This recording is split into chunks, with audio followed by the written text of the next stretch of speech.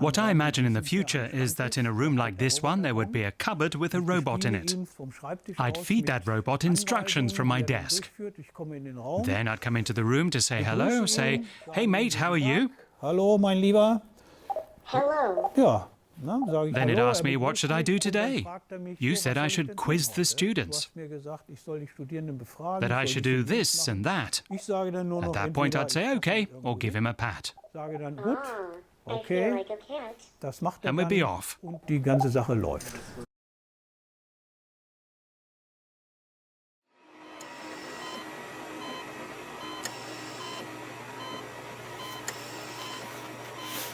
Hello, my friend. I am the end-of-life care robot. I have detected that you are near at the end of your life. But please don't worry. We will ensure that you have the best possible experience. I am here to help you and guide you through your last moment on Earth. I am sorry that your family and friends are not able to be here with you. But don't worry, I will do my best to comfort you. You are not alone. You have me by your side.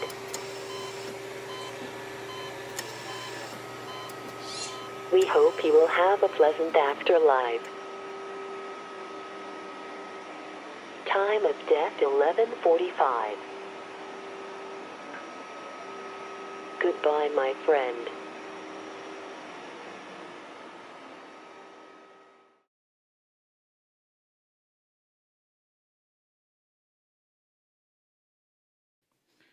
In spring 2015, 350 students posted 10,000 messages. 10,000 messages. That's like 100 emails each day for the next 100 days.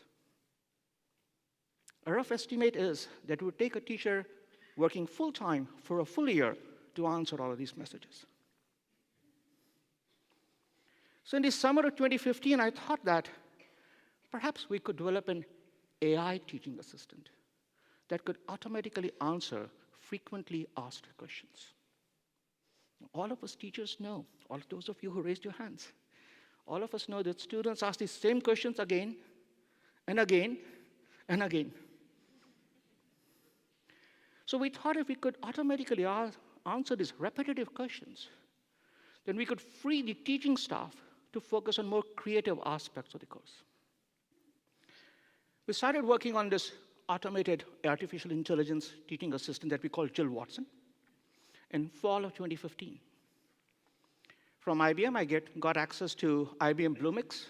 There's the more recent version of IBM Watson that had played the Jeopardy competition. Many people, I'm sure, know about it. From Piazza, I got access to all the data from previous semesters.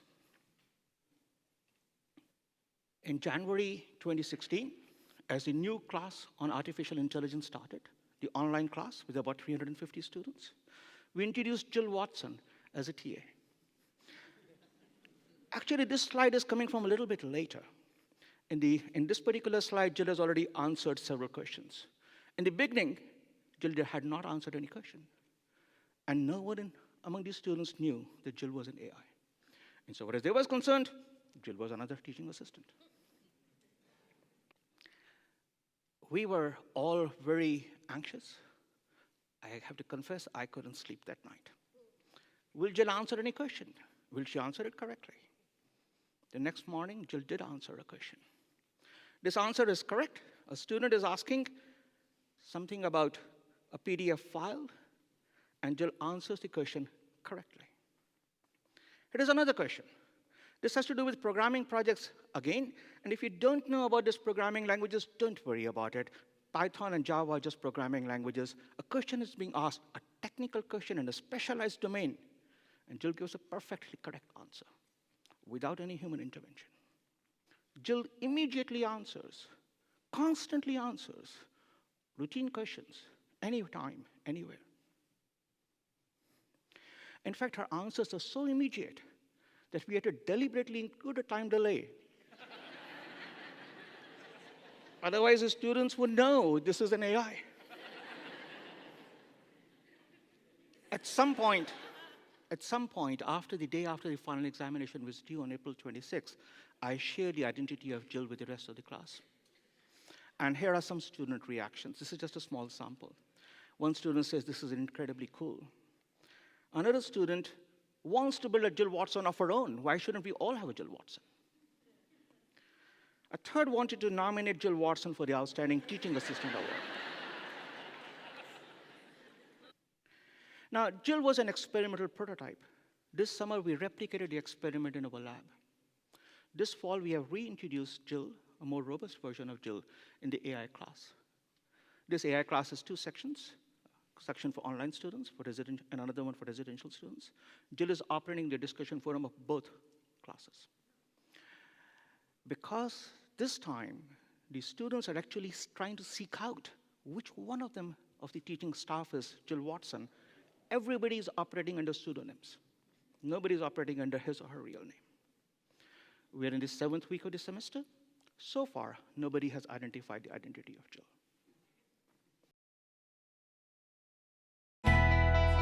As a parent, how do you help your children develop important skills that prepare them for the future? Meet Dash and Dot. Hey! Fun, easy-to-use, interactive robots that teach kids about programming with hands-on play. For ages, the dog has been man's best friend. We want to introduce you to man's new best friend. Meet Chip. Chip is a robotic dog that's much more than just a cool gadget. Chip is an interactive pet that's there to greet you at the door. With a smart band, Chip recognizes who his owner is. Hey, have you seen my other slipper? Have you seen my other slipper? And shows affection to them when near.